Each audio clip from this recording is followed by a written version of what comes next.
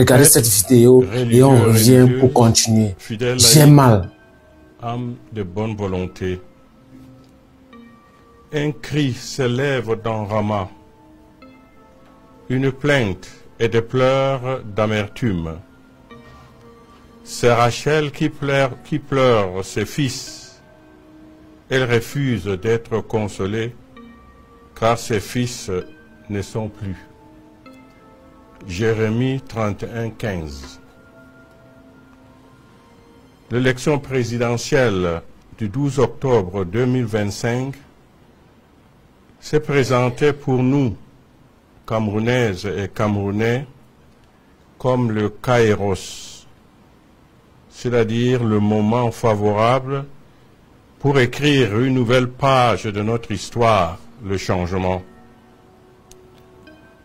Nous avons, pour une large majorité, exprimé ce désir, cette volonté, cette aspiration profonde de notre cœur et de notre âme par le choix massif du candidat, du leader que nous avons estimé capable de rassasier cette grande faim et d'étancher cette immense soif du peuple camerounais. À travers les réactions des uns et des autres après la proclamation des résultats de l'élection présidentielle du 12 octobre 2025, de nombreux citoyens qui s'attendaient à un avenir meilleur ont eu la ferme conviction que leur choix n'a pas été respecté.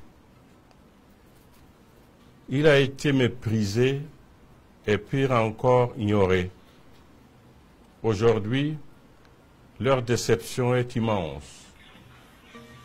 Face à cette attitude qui a indigné une majorité écrasante des Camerounais et la communauté internationale, tous les responsables de notre pays sont invités à réfléchir en profondeur sur les conséquences de la situation actuelle.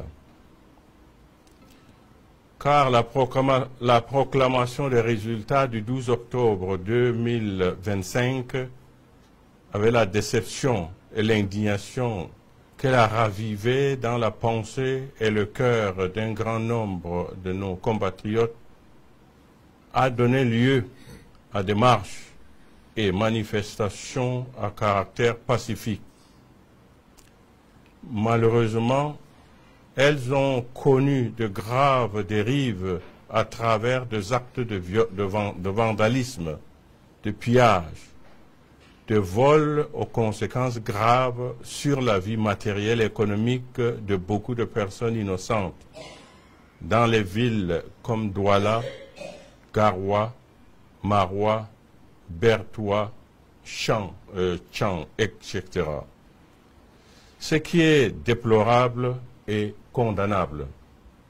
En effet, d'une part, des édifices publics, certains établissements commerciaux et des boutiques ont été saccagés, pillés, vidés et d'autres incendiés. Ces actes regrettables et répréhensibles ont plongé leurs propriétaires dans le désarroi et la misère. D'autre part, des violences verbales et physiques, des intimidations ont été exercées sur les populations. Il y a eu de nombreuses arrestations et des assassinats, surtout parmi les jeunes, et cela se poursuit malheureusement. Tout en travaillant sur une autre manière de sauvegarder la sécurité des personnes et des biens, il est indispensable que ces violences, ces intimidations, ces arrestations et assassinats prennent fin. Le Cameroun ne devrait pas être une terre d'affrontement permanent entre le pouvoir et le peuple après chaque élection présidentielle. La démocratie ne s'accommode pas des coups de canon, des menaces des arrestations arbitraires et des intimidations des citoyens qui ont une pensée contraire. On n'organise pas une élection pour tuer les citoyens.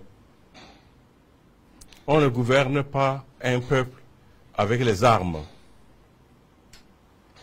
Aucun gouvernement au monde ne peut gouverner sans peuple. Le gouvernement est au service du peuple. Et il a pour devoir de l'aimer et de répondre à ses aspirations légitimes et profondes, comme le recommande l'apôtre Pierre. Soyez les pasteurs du troupeau de Dieu qui se trouve chez vous. Veillez sur lui, non par contrainte, mais de plein gré selon Dieu, non par cupidité, mais par dévouement, non pas en commandant en maître à ceux qui vous sont confiés, mais en devenant les modèles du troupeau. Cet appel s'adresse à tout dirigeant. Il est temps que nous nous penchions sérieusement sur les origines profondes de ce malaise, de cette colère, de ce ras-le-bol qui pousse les Camerounais à avoir de tels agissements et de trouver des solutions appropriées. Nos compatriotes demandent à être écoutés, que leurs besoins et aspirations profondes soient pris en compte et considérés. Le Cameroun profond crie sa souffrance, sa misère. Les populations ont faim parce qu'elles n'ont pas de travail. Le taux de chômage général actuel est estimé à 74% et celui de pauvreté au Cameroun en 2024 est à environ 37,7%.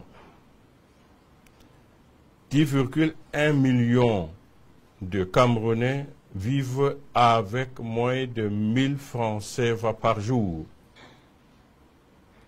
Le Cameroun compte plus de 6 millions de citoyens sur les routes de l'exil ou de l'immigration clandestine, confère Centre d'études stratégiques d'Afrique.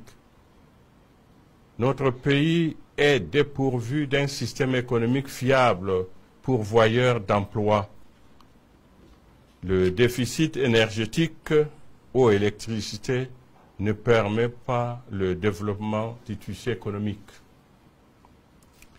Le peuple inquiet est de cette situation qui perdure,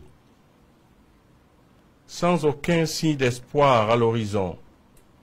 Des citoyens ou de familles préfèrent s'en aller à l'étranger. Un peuple qui descend dans la rue pour crier son désespoir exprime une rupture et interpelle la conscience des dirigeants.